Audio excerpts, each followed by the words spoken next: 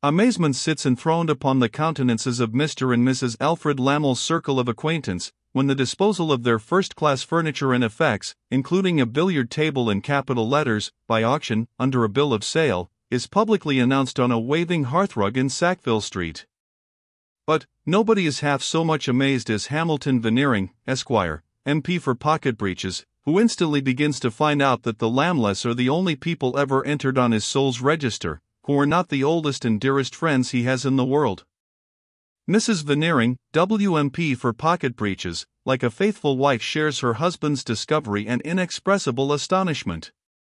Perhaps the Veneerings twain may deem the last unutterable feeling particularly due to their reputation, by reason that once upon a time some of the longer heads in the city are whispered to have shaken themselves, when Veneering's extensive dealings in great wealth were mentioned. But it is certain that neither Mr. nor Mrs. Veneering can find words to wonder in, and it becomes necessary that they give to the oldest and dearest friends they have in the world a wondering dinner. For it is by this time noticeable that, whatever befalls, the Veneerings must give a dinner upon it. Lady Tippins lives in a chronic state of invitation to dine with the Veneerings, and in a chronic state of inflammation arising from the dinners. Boots and Brewer go about in cabs, with no other intelligible business on earth than to beat up people to come and dine with the Veneerings. Veneering pervades the legislative lobbies, intent upon entrapping his fellow legislators to dinner. Mrs. Veneering dined with 25 brand new faces overnight, calls upon them all today, sends them everyone a dinner card tomorrow, for the week after next, before that dinner is digested, calls upon their brothers and sisters, their sons and daughters, their nephews and nieces, their aunts and uncles and cousins, and invites them all to dinner. And still, as at first, howsoever, the dining circle widens, it is to be observed that all the diners are consistent in appearing to go to the Veneerings, not to dine with Mr. and Mrs. Veneering, which would seem to be the last thing in their minds, but to dine with one another.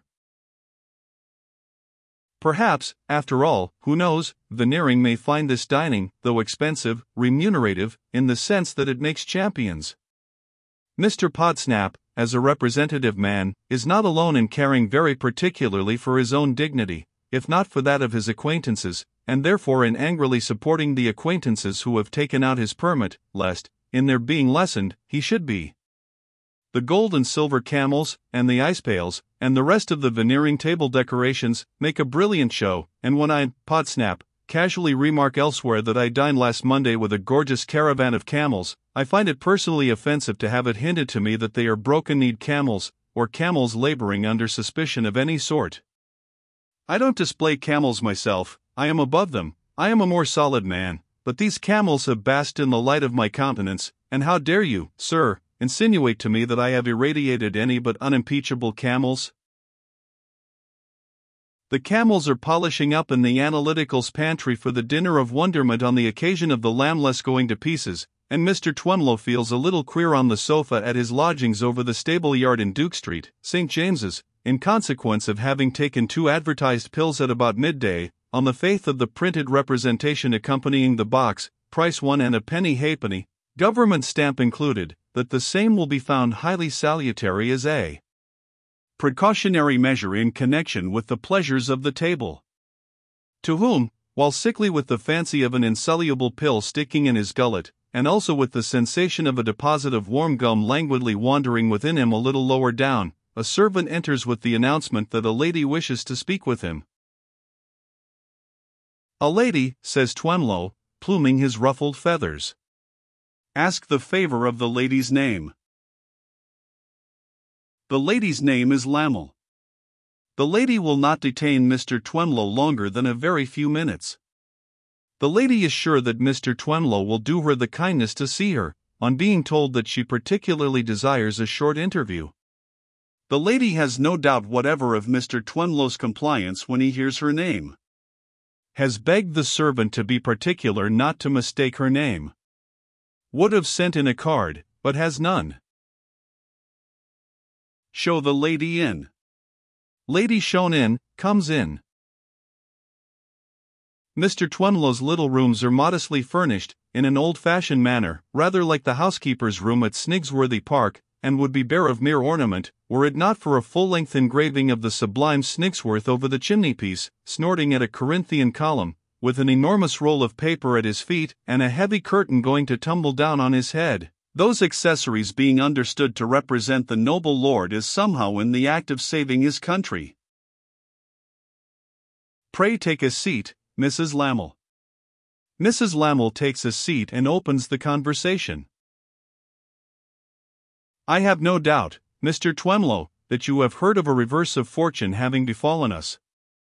Of course you have heard of it, for no kind of news travels so fast, among one's friends especially. Mindful of the wondering dinner, Twemlow, with a little twinge, admits the imputation. Probably it will not, says Mrs. Lamel, with a certain hardened manner upon her, that makes Twemlow shrink, have surprised you so much as some others, after what passed between us at the house which is now turned out at windows. I have taken the liberty of calling upon you, Mr. Twemlow, to add a sort of postscript to what I said that day. Mr. Twemlow's dry and hollow cheeks become more dry and hollow at the prospect of some new complication. Really, says the uneasy little gentleman, really, Mrs. Lamel, I should take it as a favor if you could excuse me from any further confidence. It has ever been one of the objects of my life, which, unfortunately, has not had many objects, to be inoffensive, and to keep out of cabals and interferences. Mrs. Lamel, by far the more observant of the two, scarcely finds it necessary to look at Twemlow while he speaks, so easily does she read him. My postscript, to retain the term I have used, says Mrs. Lamel, fixing her eyes on his face, to enforce what she says herself, coincides exactly with what you say, Mr. Twemlow. So far from troubling you with any new confidence, I merely wished to remind you what the old one was. So far from asking you for interference, I merely wished to claim your strict neutrality. Twemlow going on to reply, she rests her eyes again, knowing her ears to be quite enough for the contents of so weak a vessel. I can, I suppose, says Twemlow, nervously, offer no reasonable objection to hearing anything that you do me the honor to wish to say to me under those heads. But if I may, with all possible delicacy and politeness, entreat you not to range beyond them, I beg to do so. Sir, says Mrs. Lamel, raising her eyes to his face again, and quite daunting him with her hardened manner, I imparted to you a certain piece of knowledge, to be imparted again, as you thought best, to a certain person. Which I did, says Twemlow. And for doing which, I thank you, though, indeed, I scarcely know why I turned traitress to my husband in the matter, for the girl is a poor little fool. I was a poor little fool once myself, I can find no better reason. Seeing the effect she produces on him by her indifferent laugh and cold look, she keeps her eyes upon him as she proceeds.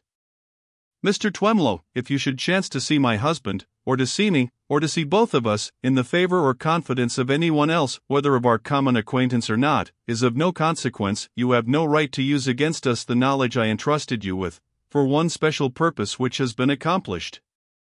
This is what I came to say. It is not a stipulation, to a gentleman it is simply a reminder. Twemlow sits murmuring to himself with his hand to his forehead. It is so plain a case, Mrs. Lamel goes on, as between me, from the first relying on your honor, and you, that I will not waste another word upon it. She looks steadily at Mr. Twemlow, until, with a shrug, he makes her a little one-sided bow, as though saying, yes, I think you have a right to rely upon me, and then she moistens her lips, and shows a sense of relief. I trust one have kept the promise I made through your servant, that I would detain you a very few minutes. I need trouble you no longer, Mr. Twemlow. Stay, says Twemlow, rising as she rises. Pardon me a moment.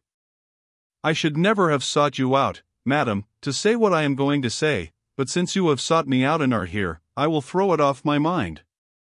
Was it quite consistent, in candor, with our taking that resolution against Mr. Fledgeby, that you should afterwards address Mr. Fledgeby as your dear and confidential friend, and entreat a favor of Mr. Fledgeby?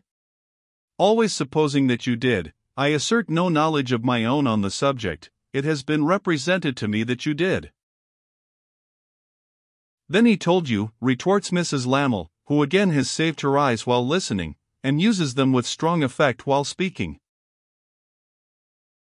"Yes." "It is strange that he should have told you the truth," says Mrs. Lamel, seriously pondering. "Pray, where did a circumstance so very extraordinary happen?" Twemlow hesitates. He is shorter than the lady as well as weaker, and, as she stands above him with her hardened manner and her well-used eyes, he finds himself at such a disadvantage that he would like to be of the opposite sex. "May I ask where it happened, Mr. Twemlow? In strict confidence?" "I must confess," says the mild little gentleman, coming to his answer by degrees, "that I felt some compunctions when Mr. Fledgeby mentioned it. I must admit that I could not regard myself in an agreeable light. More particularly, as Mr. Fledgeby did, with great civility, which I could not feel that I deserved from him, render me the same service that you had entreated him to render you." It is a part of the true nobility of the poor gentleman's soul to say this last sentence. Otherwise, he has reflected, I shall assume the superior position of having no difficulties of my own, while I know of hers. Which would be mean, very mean. Was Mr. Fledgeby's advocacy as effectual in your case as in ours? Mrs. Lamel demands. As ineffectual. Can you make up your mind to tell me where you saw Mr. Fledgeby, Mr. Twemlow? I beg your pardon. I fully intended to have done so. The reservation was not intentional. I encountered Mr. Fledgeby, quite by accident, on the spot. By the expression, on the spot, I mean at Mr. Rya's in St. Mary Axe. Have you the misfortune to be in Mr. Rya's hands then? Unfortunately, madam, returns Twemlow, the one money obligation to which I stand committed, the one debt of my life, but it is a just debt, pray observe that I don't dispute it, has fallen into Mr. Rya's hands. Mr. Twemlow, says Mrs. Lamel, fixing his eyes with hers, which she would prevent her doing if he could, but he can't, it has fallen into Mr. Fledgeby's hands. Mr. Rya is his mask. It has fallen into Mr. Fledgeby's hands. Let me tell you that, for your guidance. The information may be of use to you, if only to prevent your credulity, in judging another man's truthfulness by your own, from being imposed upon. Impossible, cries Twemlow, standing aghast. How do you know it? I scarcely know how I know it. The whole train of circumstances seem to take fire at once, and show it to me. Oh. Then you have no proof. It is very strange, says Mrs. Lamel, coldly and boldly, and with some disdain, how like men are to one another in some things, though their characters are as different as can be. No two men can have less affinity between them, one would say, than Mr. Twemlow and my husband. Yet my husband replies to me, you have no proof, and Mr. Twemlow replies to me with the very same words. But why, madam? Twemlow ventures gently to argue. Consider why the very same words? Because they state the fact. Because you have no proof. Men are very wise in their way, quoth Mrs. Lamel, glancing haughtily at the Snigsworth portrait, and shaking out her dress before departing, but they have wisdom to learn. My husband, who is not over-confiding, ingenuous, or inexperienced, sees this plain thing no more than Mr. Twemlow does, because there is no proof. Yet I believe 5 women out of 6, in my place, would see it as clearly as I do. However, I will never rest, if only in remembrance of Mr. Fledgeby's having kissed my hand, until my husband does see it. And you will do well for yourself to see it from this time forth, Mr. Twemlow, though I can give you no proof. As she moves towards the door, Mr. Twemlow, attending on her, expresses his soothing hope that the condition of Mr. Lamel's affairs is not irretrievable. "I don't know," Mrs. Lamel answers, stopping, and sketching out the pattern of the paper on the wall with the point of her parasol. "It depends. There may be an opening for him dawning now, or there may be none. We shall soon find out. If none, we are bankrupt here, and must go abroad, I suppose." Mr. Twemlow, in his good-natured desire to make the best of it, remarks that there are pleasant lives abroad. "Yes," returns Mrs. Lamel, still sketching on the wall, "but I doubt whether billiard-playing, card-playing, and so forth, for the means to live under suspicion at a dirty table d'hôte, is one of them." It is much for Mr. Lamel, Twemlow politely intimates, though greatly shocked, to have one always beside him who is attached to him in all his fortunes, and whose restraining influence will prevent him from courses that would be discreditable and ruinous. As he says it, Mrs. Lamel leaves off sketching, and looks at him. "Restraining influence, Mr. Twemlow? We must eat and drink, and dress, and have a roof over our heads.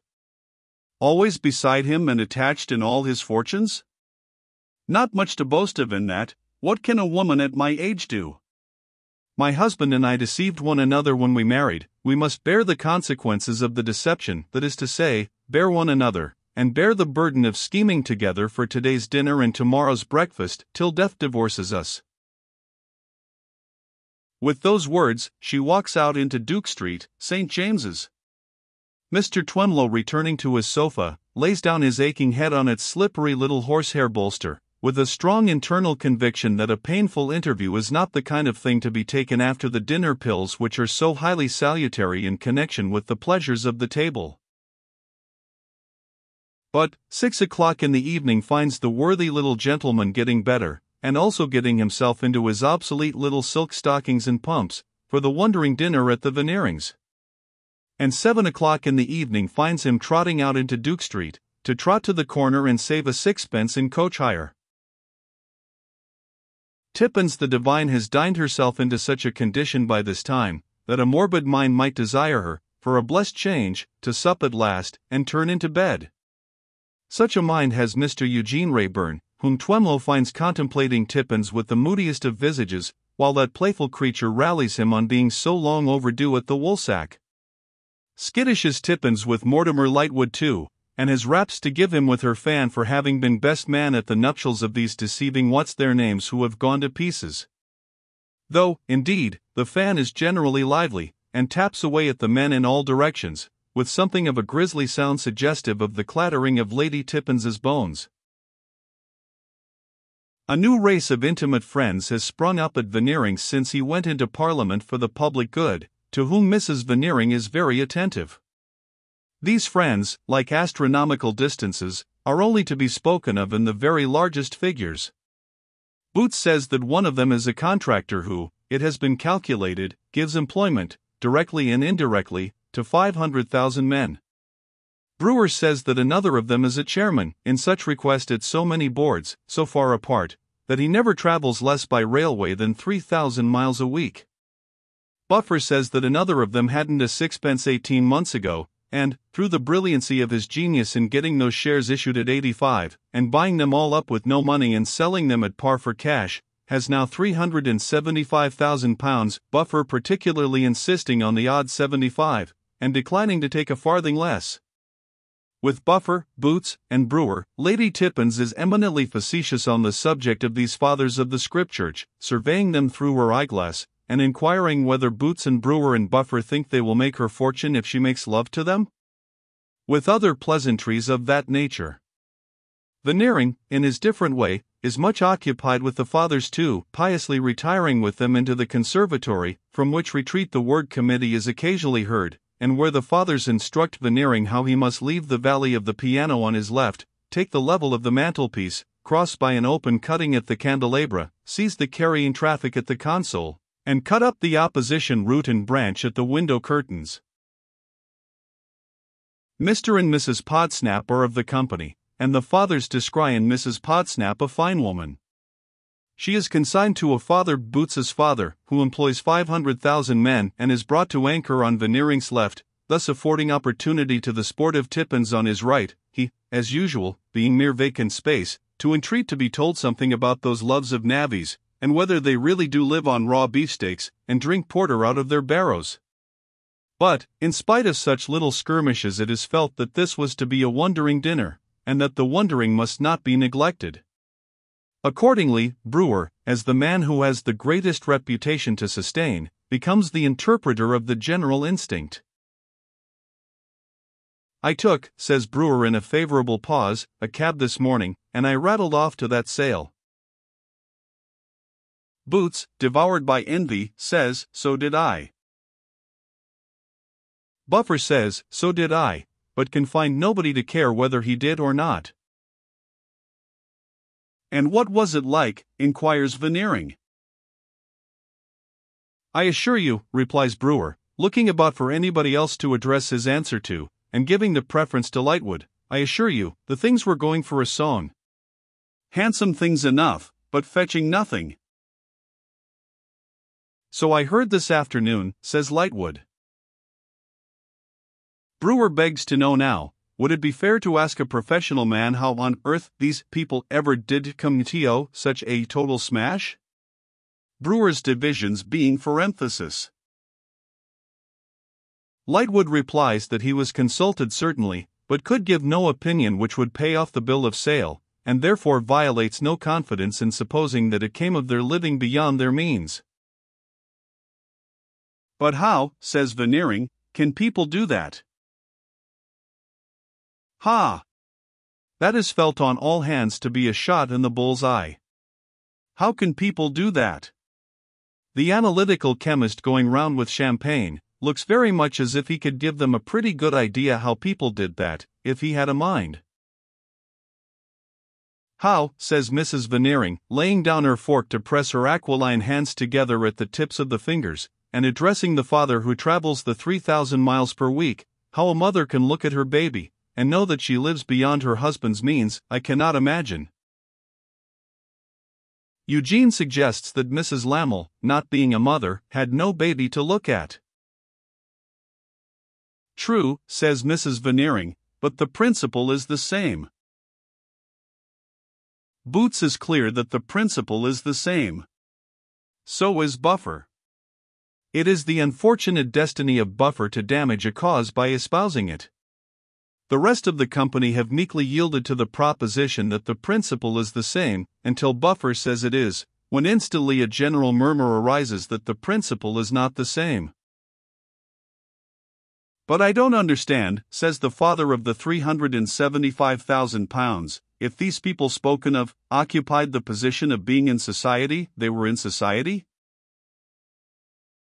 Veneering is bound to confess that they dined here, and were even married from here.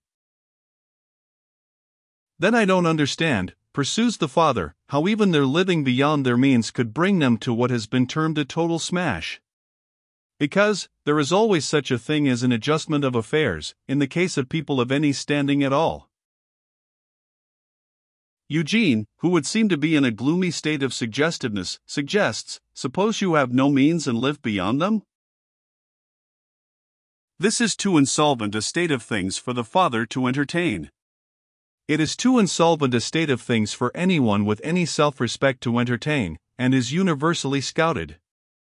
But, it is so amazing how any people can have come to a total smash, that everybody feels bound to account for it specially. One of the fathers says, gaming table. Another of the fathers says, speculated without knowing that speculation is a science. Boots says horses. Lady Tippins says to her fan, 2 establishments. Mr. Podsnap, saying nothing, is referred to for his opinion, which he delivers as follows, much flushed and extremely angry. "Don't ask me. I desire to take no part in the discussion of these people's affairs. I abhor the subject. It is an odious subject, an offensive subject, a subject that makes me sick, and with his favorite right arm flourish which sweeps away everything and settles it forever, Mr. Podsnap sweeps these inconveniently unexplainable wretches who have lived beyond their means and gone to total smash, off the face of the universe."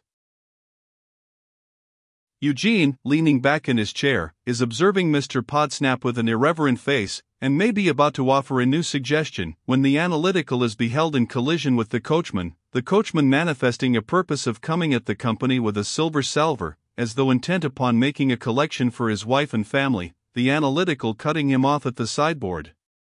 The superior stateliness, if not the superior generalship, of the analytical prevails over a man who is as nothing off the box, and the coachman, yielding up his salver, retires defeated. Then, the analytical, perusing a scrap of paper lying on the salver, with the air of a literary censor, adjusts it, takes his time about going to the table with it, and presents it to Mr. Eugene Rayburn. Whereupon the pleasant Tippins says aloud, "The Lord Chancellor has resigned."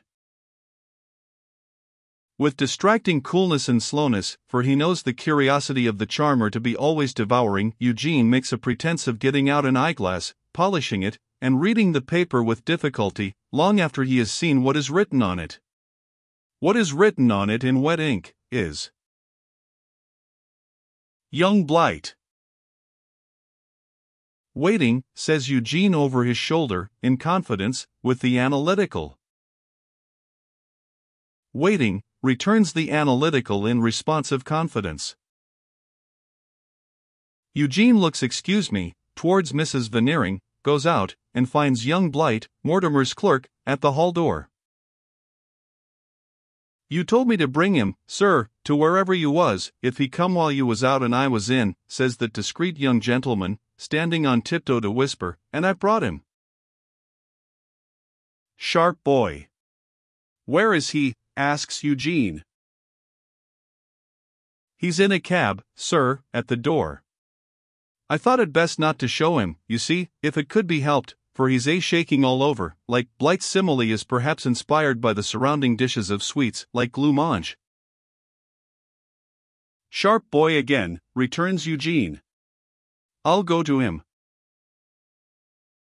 Goes out straightway, and, leisurely leaning his arms on the open window of a cabin waiting, looks in at Mr. Dolls, who has brought his own atmosphere with him, and would seem from its odor to have brought it, for convenience of carriage, in a rum cask. "Now, Dolls, wake up." "Mr. Rayburn?" "Direction. 15 shillings. After carefully reading the dingy scrap of paper handed to him, and as carefully tucking it into his waistcoat pocket, Eugene tells out the money, beginning incautiously by telling the first shilling into Mr. Dulls's hand, which instantly jerks it out of window, and ending by telling the 15 shillings on the seat. "Give him a ride back to Charing Cross, sharp boy, and there get rid of him." Returning to the dining room, and pausing for an instant behind the screen at the door, Eugene overhears, above the hum and clatter, the fair Tippins saying, "I am dying to ask him what he was called out for." "Are you?" mutters Eugene, "then perhaps if you can't ask him, you'll die. So I'll be a benefactor to society, and go. A stroll and a cigar, and I can think this over." Think this over. Thus, with a thoughtful face, he finds his hat and cloak, unseen of the analytical, and goes his way.